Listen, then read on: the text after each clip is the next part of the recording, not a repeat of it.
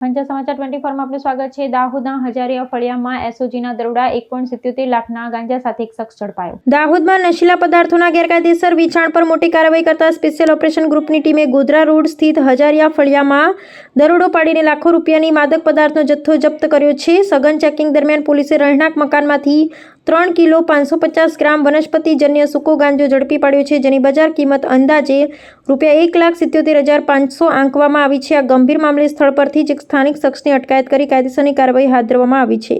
યુવાધનને બરબાદી તરફ ધકેલતા ડ્રગ્સ નેટવર્કને નેસ્તનાબૂદ કરવા ઉચ્ચ અધિકારીઓની સ્પષ્ટ સૂચનાને પગલે એસઓજી પીઆઈ એસ.જે. રાણા અને પીએસઆઈ એસ.યુ. જોશીના માર્ગદર્શન હેઠળ આ ઓપરેશન પાર પાડવામાં આવ્યું હતું। ચોક્કસ બાતમીના આધારે પોલીસે પંચોને સાથે રાખી દિનેશ હુમલા મંડોડિયા નામના ઈસમના મકાનમાં સર્ચ ઓપરેશન હાથ ધર્યું હતું। દરોડા દરમિયાન શંકાસ્પદ જથ્થો મળી આવતા તાત્કાલિક એફએસએલ અધિકારીને સ્થળ પર બોલાવવામાં આવ્યા હતા। પ્રાથમિક પરીક્ષણમાં જપ્ત કરાયેલો જથ્થો માદક પદાર્થ હોવાની સત્તાવાર પુષ્ટિ થતાં પોલીસે ગાંજો તથા એક મોબાઈલ ફોન મળીને કુલ ₹1,79,500નો મુદ્દામાલ કબજે કર્યો હતો।